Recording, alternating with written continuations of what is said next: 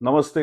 मैं डॉक्टर आदित्य काशीकर हूँ। मैं कंसल्टेंट स्पाइन सर्जन हूँ जो वी आर स्पाइन ये स्पाइन टीम के साथ मुंबई में काफ़ी सारे हॉस्पिटल्स में काम करता हूँ। आज हम ट्रॉमेटिक स्पाइन इंजरीज के बारे में बात करेंगे। पहले तो हमें जानना पड़ेगा कि ट्रॉमेटिक स्पाइन इंजरीज होती क्या है। Traumatic spine injuries are nothing but जो एक्सीडेंट्स के बाद स्पाइन को इंजरीज होती है। जैसे कोई पेशेंट पेड़ से गिर जाते हैं और उनको नेक की सर्वाइकल स्पाइन इंजरीज होती है, नहीं तो mid back and low back junction level पे फ्रैक्चर हो जाता है और उसके बाद वो हमारे पास आते हैं। और road traffic accident related injuries, like जो आप एक जगह से दूसरी जगह जा रहे हो और रास्ते में कार एक दूसरे के ऊपर टकरा गई और उसके चलते आपको स्पाइन इंजरीज हो गई। सो जब ट्रॉमा होता है और स्पाइन इंजरी होता है तो उसके बाद जो पेशेंट्स हमारे पास आते हैं तो ये सब ट्रॉमेटिक स्पाइन इंजरी पेशेंट कहलाते हैं।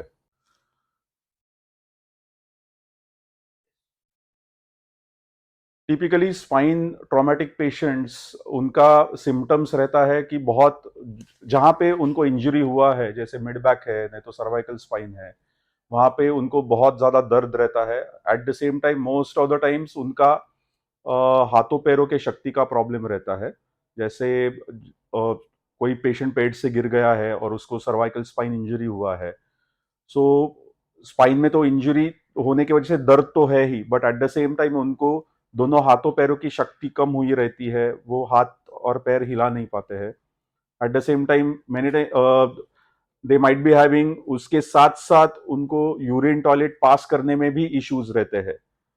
और ऐसी ही सिमिलर इंजरीज यदि उनको mid back and low back junction level पे हुआ रहेगा, जो कॉमनेस्ट सबसे ट्रॉमेटिक स्पाइन इंजरी का लोकेशन है, तो ऐसे पेशेंट्स के पैर की शक्ति चली जाती है।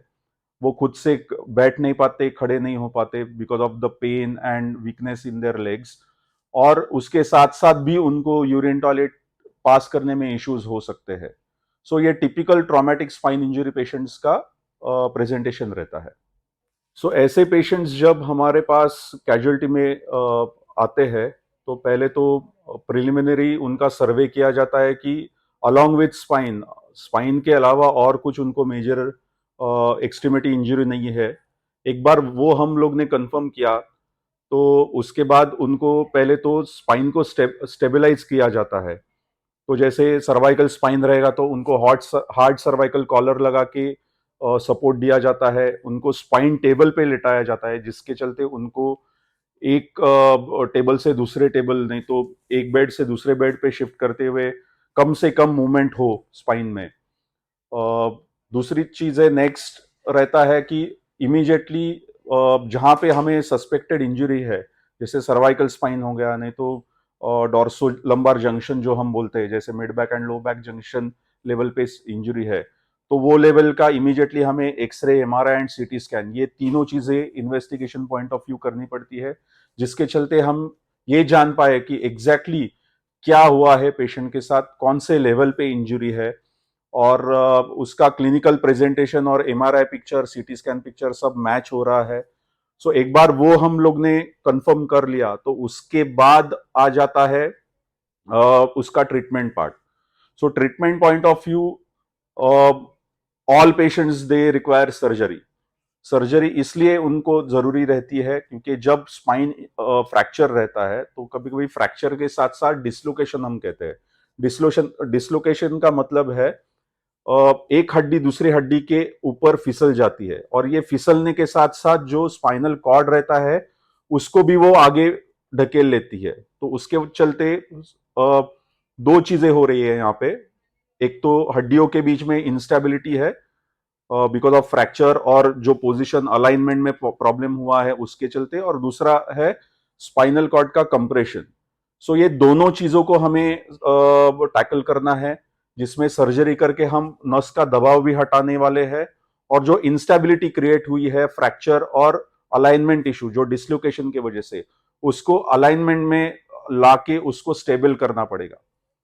ये करना जितना जल्दी हो सके उतना करना चाहिए, क्योंकि मान लीजिए जैसे यंग पेशेंट है, नहीं तो कोई भी पेशेंट है जो मान लीजिए पहले ही 10 नहीं तो 12 घंटे के अंदर आ जाता है, और मान लीजिए हम पहले 24 घंटे में उनका सर्जरी करते हैं, तो जितना जल्दी हम स्पाइन का डीकम्प्रेशन सर्जरी करेंगे, जितना जल्दी उसको स्टेबलाइज करेंगे, तो आगे चल के उनके रिकवरी में कुछ चांसेस हो सकते हैं। क्योंकि ऐसे केसेस में जहां पे हाथों पैरों की शक्ति चली गई है, यूरिन टॉयलेट के इश्यूज आ गए हैं, तो जो इम्पैक्ट हुआ है वो at the time of injury ही हुआ है।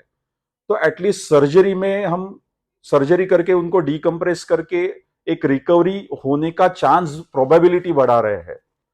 हम उनको ऐसे नहीं कह सकते कि आप इमीडिएटली आप चलना फिरना घूमना शुरू कर पाओगे, बट एटलीस्ट वो प्रोबेबिलिटी हम बढ़ा रहे हैं जितना जल्दी सर्जरी करेंगे उसके चलते। एक बार वो सर्जरी हो गया तो उनका नर्सिंग केयर भी बेटर हो जाता है। क्योंकि मान के चलते हैं कि यदि ये पेशेंट सर्जरी नहीं करवाता है, तो एक तो उनको हमेशा बिस्तर पे लेटना पड़ेगा, और क्योंकि इंस्टेबिलिटी के वजह से वो बैठ ही नहीं पाएंगे, क्योंकि जैसे वो बैठना कोशिश करेंगे, फ्रैक्चर के वजह से वहां पे मूवमेंट होगा और पेन के वजह से वो बैठ नहीं पाएंगे। और लॉन्ग टर्म बेड रिडेंसी रिलेटेड जो इश्यूज रहते हैं, जैसे बेड सोर वो डेवलप कर सकते हैं आने वाले दिनों में, नहीं तो लंग इन्फेक्शंस, नहीं तो urinary track infections, all those things, ये तरह के मेडिकल इश्यूज उनको शुरू हो जाते हैं। तो सर्जरी करके हम तीन चीजें हासिल कर रहे हैं। एक तो जो नस दब रही है और ट्रॉमा के वजह से, वो नस को हम खोल रहे हैं। इंस्टेबिलिटी जो क्रिएट हुई है ट्रॉमा की वजह से, उसको स्टेबल कर रहे हैं। और तीसरी चीज है, पेशेंट को at least mobilization point of view, nursing point of view, उनको बेटर हम एनवायरनमेंट क्रिएट कर रहे हैं, ये पहले दो पॉइंट्स हासिल करके। सो उसके चलते उनका नर्सिंग केयर अच्छा हो सकता है और बेड रिडेंसी रिलेटेड इश्यूज उनके अवॉइड कर सकते हैं। रिहैबिलिटेशन उनका इमीडिएटली शुरू कर सकते हैं हम इसके साथ साथ, क्योंकि आगे का जो उनका इंप्रूवमेंट है वो कंप्लीटली रिहैबिलिटेशन पे ही डिपेंड करता है। एग्रेसिव फिजियोथेरेपी जिसको हम कह सकते हैं, जो पहले इनिशियल 1 से 2 महीने के भीतर ही ऑन डेली बेसिस उनको करना पड़ेगा। क्योंकि इन केस उनका कुछ भी इंप्रूवमेंट होने का चांस है, तो ये पहले 2 महीने के अंदर जो फिजियोथेरेपी होगी उस पे ही उनका आगे का रिकवरी डिपेंड हो सकता है। इसलिए सर्जरी हो गया यहां पे ही ट्रीटमेंट एंड होता है, ऐसा नहीं है। उसके साथ साथ अच्छा अपना physiotherapy, aggressive physiotherapy is must. भले ही वो आप होम फिजियोथेरेपी अरेंज करवाओ, नहीं तो पेशेंट यदि जा सकता है नियर बाय फिजियोथेरेपी सेंटर तो वहां पे उनको जाना चाहिए। पर डेली बेसिस पे फिजियोथेरेपी इनिशियल 2 महीने में होना ही चाहिए, तो ही उनके रिकवरी के चांसेस आगे बढ़ेंगे। Thank you.